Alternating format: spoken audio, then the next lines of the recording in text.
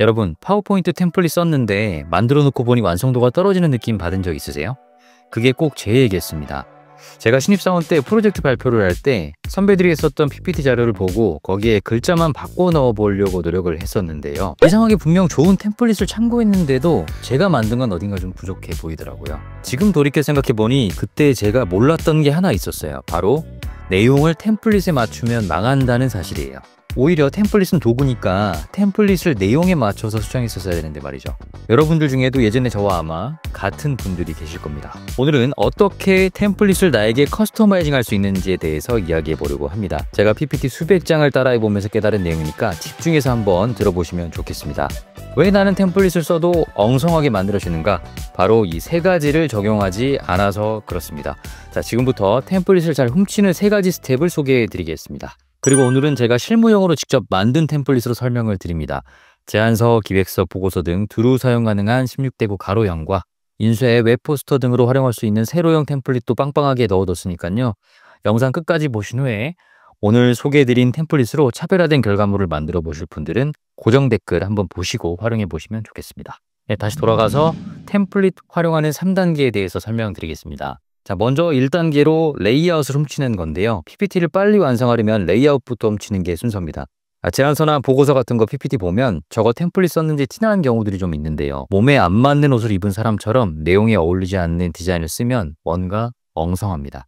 그래서 제가 드리고 싶은 말씀은 복붙을 그대로 하기 전에 템플릿을 받아서 무턱대고 복붙하지 마시고 슬라이드 레이아웃을 한번 보시면 좋겠습니다. 자, 먼저 안내선부터 켜보시면 보여드릴게요. 자, 만들 때부터 계산된 템플릿은 이렇게 안내선에 맞춰서 구획이 나눠져 있습니다. 지금 보시면 어떤 의도로 만들었을까요? 자, 세로로 3분할이 되어 있습니다. 3개의 구간으로 나눠서 디자인이 되어 있습니다. 그래서 여러분들이 생각을 정리할 때도 3개의 구획을 기준으로 정리를 하면 되는 거예요. 여기서는 문제점과 솔루션, 그리고 이 솔루션의 특징들이 하나, 둘, 3개로 나눠져 있죠. 여러분들이 생각을 그림으로 정리를 한다라고 했을 때 이렇게 계산된 템플릿은 레이아웃을 가지고 있습니다. 이렇게 내용 단위로 구분이 딱 되어 있습니다. 보면 뭐예요? 자, 이 슬라이드는 헤드라인이 여기 있구나. 그리고 이 헤드라인을 뒷받침하는 내용이 아래에 작은 글씨로 들어가 있구나. 그러면 내가 보니까 오른쪽에 있는 내용은 필요가 없는데, 그러면 오른쪽에 있는 내용만 내용에 맞춰서 빼고 2분할로 써야겠다. 자, 빼고 나서 어떻게 해야 돼요? 자, 한번 빼볼게요. 자, 빼고 나서 어떻게 해야 돼요? 이렇게 빼고 나서 그럼 여기에 비어 보이잖아요. 그러면 이 슬라이드의 레이아웃에 맞춰서 크기를 늘려달라는 거예요. 선이 그대로 그어져 있죠. 이 선에 맞춰서 늘리면 됩니다. 그리고 이 네모 역시도 이 PPT 보면은 좌우로 움직이면 간격이 딱 맞는 순간이 나와요. 이 순간에 맞춰서 옮겨줍니다. 그러면 이 왼쪽에 있는 개체와 오른쪽에 있는 개체가 이 슬라이드의 여백에 정확히 맞는다는 뜻입니다.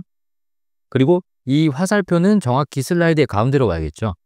자, 홈, 정렬, 맞춤.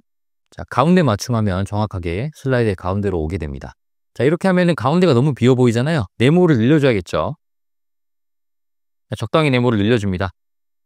여기도 역시 네모를 똑같이 늘려줍니다. 간격이 똑같이 맞도록요. 이 도형 역시도 가운데로 옮겨주면 됩니다. 정확히 맞춰서 가운데로 옮겨주도록 하겠습니다. 좌우 간격이 정확히 맞는 중간 위치가 어딘지를 이렇게 바로 파악할 수 있어요. 자, 왼쪽에 보이는 공간과 오른쪽에 보이는 공간이 같다라는 뜻이에요. 자, 이렇게 옮겨주면 어떤가요? 자, 생각이 정확하게 2분할이 되는 게 보이시죠? 그래서 여러분들의 생각이 2가지라고 한다면 이렇게 수정해서 사용하시면 템플릿을 똑같이 쓰시더라도 엉성한 느낌이 들지 않습니다. 템플릿은 레이아웃의 설계도와 같습니다. 템플릿이 여러분들의 귀찮은 디자인을 대신해 주기도 하지만요. 제대로 템플릿을 활용하시려면 레이아웃에 대한 설계도를 훔친다 라는 생각으로 먼저 접근하시면 템플릿을 훨씬 잘 활용하실 수 있습니다. 이 템플릿은 전부 레이아웃을 각 슬라이드별로 나눠 놓았어요. 여러분들의 생각에 맞게 레이아웃의 수정이 가능하도록 전부 이 구획에 맞춰서 디자인을 해뒀습니다. 보면서 엉성해지지 않도록 잘 쓰시면 템플릿 바를 제대로 받으실 수 있습니다. 자, 두 번째는 정렬인데요. 자, 이거 안 맞추면 정리 안 된 생각처럼 보이는 게 좀 있습니다. 정렬이 안 돼 있으면요. 무언가 정보가 정리되어 있는 정보라는 느낌을 주지 못해요. 이런 하나의 인상이 설득의 난이도를 높이기도 하고 낮추기도 합니다. 자, 정렬을 맞추면서 또 참고를 하셔야 되는 게 불필요하게 긴 문장은 요약으로 정리하는 게 좋습니다. 그래서 이 템플릿을 사용하셨던 분의 예를 한번 다시 들어보면요. 요런 템플릿을 사용을 하셨어요. 근데 자, 이런 식으로 사용을 하셨는데 물론 지금도 훌륭합니다. 훌륭한데 조금 더 원래의 의도대로 깔끔하게 활용을 하신다고 한다면 이렇게 볼 수 있을 것 같아요. 지금 여기 보면 문장 같은 게 굉장히 길기 때문에, 그리고 폰트가 지금 안 맞기 때문에 문장이 굉장히 길고 늘어져 있고 정렬 역시도 맞지가 않습니다. 정렬이라고 하면 텍스트에 가상의 선을 그었을 때 수직으로 또는 수평으로 그 높이나 너비가 일정한 걸 뜻하거든요. 그런데 폰트를 좀 바꿔주고 정렬을 맞춰주니까 훨씬 이 전체적인 정보에 대해서 정돈된 느낌이 듭니다. 요즘에는 어려우면 보기 힘들어 하거든요. 눈에 봤을 때 뭔가 이해하려면 시간이 걸릴 것 같다라는 느낌을 주면 정보 처리에 있어서 굉장히 힘들어 합니다. 이 정렬과 축약을 꼭 시켜주시기 바랍니다. 정렬 맞춰주시고 가능하면 요약까지도 한번 도전해 보시면 좋겠습니다. 중언부언한 문장은 없는지, 쓸데없이 긴 문장은 없는지 체크해보고 줄여주면 깔끔해집니다. 자, 마지막으로 폰트와 색상인데요. 자, 일단 가능하다면 처음 만들어진 그대로 쓰면 제일 좋은데 그대로 쓰기 어려운 경우가 있잖아요. 내 내용하고 달라서. 혹시 회사나 내가 속한 조직에 맞는 색상과 폰트가 따로 있다면 이런 건 한 방에 수정해 주시는 게 좋습니다. 자, 이거 하나씩 바꾸는 게 아니거든요. 지금 이거 쓰셨던 분 보면은 전반적으로 전부 폰트가 맑은 고딕으로 되어 있어요. 제가 템플릿을 만든 건 프리젠테이션이라고 하는 폰트로 만들었습니다. 자, 그러면 여기에 있는 폰트를 내가 만들어 놓고 났더니 내가 어느 회사에 다니는데 회사에 폰트가 있다.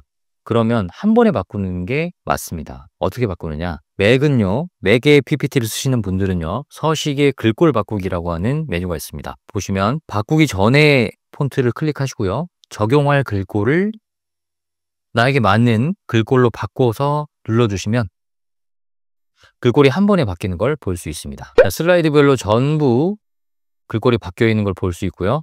자, 템플릿에 있는 폰트 그대로 한 번에 바꾸는 법을 설명드렸습니다. 그리고 색깔 역시도 마찬가지인데요. 자, 제가 만들어 놓은 템플릿 보면 전반적으로 파란색으로 다 되어 있습니다. 자, 그런데 내가 회사에서 쓰는 색상은 파란색이 아니라 노란색이에요. 예를 들어 볼게요. 노란색으로 바꾼다라고 하면 어떻게 바꾸느냐. 디자인 탭에 들어가서 색으로 들어갑니다. 색 사용자 지정이라고 하는 메뉴에 들어가서요. 지금 강조 1번에 되어 있는 게 파란색이잖아요. 이 색상을 바꿔주면 됩니다. 나는 노란색이 메인색이야. 그러면 노란색으로 한번 바꿔볼게요. 자, 노란색으로 바꾸게 되면 전부 내가 파란색으로 처리했던 메인 색상들이 노란색으로 바뀐 걸 볼 수 있습니다. 그래서 여러분들의 회사의 색상, 여러분들이 속한 조직의 색상, 그리고 이번에 발표의 컨셉에 맞는 색상을 한 번에 바꿔보시기 바랍니다. 자, 폰트 색상 일일이 하나씩 바꾸는 거 아닙니다. 색상 테마를 설정해서 한 번에, 그리고 폰트 바꾸기 메뉴 통해서 한 번에 원하는 모습의 PPT로 변신시켜 주시면 되겠습니다. 그러면 템플릿을 훨씬 여러분들의 맞게 커스터마이징해서 활용할 수 있습니다. 자, 끝으로 디자인에 대한 부분들 좀 말씀드리면 이런 휴대폰 디자인이라든가 3D 아이콘에 관련된 것들, 이런 디자인 요소들이 좀 곳곳 숨어 있습니다. 지도도 있고요. 이런 디자인 요소들을 잘 활용해서 여러분들이 의도하는 내용을 표현하실 수 있도록 실무에서 많이 쓰는 디자인 요소들을 넣어 놓으려고 노력했습니다. 그런 레이아웃과 디자인 요소들을 잘 활용해서 적재적소에 잘 응용하시면 좋겠습니다. 자, 그리고 여러분들 템플릿 보면 세로형 같은 경우에는 많이 다루질 않고 있어요. 인쇄를 할 때도 쓰고요. 전반적으로 포스터 같은 거를 만들거나 판매 자료를 만드는 것도 세로형으로 쓰는 경우들이 꽤 있는데 템플릿 보면 세로형으로 되어 있는 것들이 많이 없더라고요. 저는 실무에서도 세로형을 쓰는 경우들이 꽤 있기 때문에 이런 세로형의 PPT 역시도 담아 두었습니다. 비즈니스 상황에서는요, 보고를 하거나 또 제안을 하거나 하는 여러 가지 상황에서 생각을 다양한 방식으로 표현해야 되는 경우들이 생깁니다. 그런 상황들을 맞닥뜨렸을 때 여러분들이 쉽게 활용할 수 있도록 세로형도 좀 배치를 해놨으니까요. 여기에 세로형에 있는 내용의 디자인 요소들도 잘 활용해서 생각을 다채롭게 표현해 보시기 바랍니다. 뿐만 아니라 메일을 보낼 때도 포스터를 보내는 경우들이 저는 실무에서 종종 있는데요. 어떤 행사에 대한 안내 포스터, 이벤트에 대한 안내 포스터, 그 상황에서 제가 활용했던 템플릿 역시도 포함을 시켜두었습니다. 자, 이 내용을 초안으로 삼아서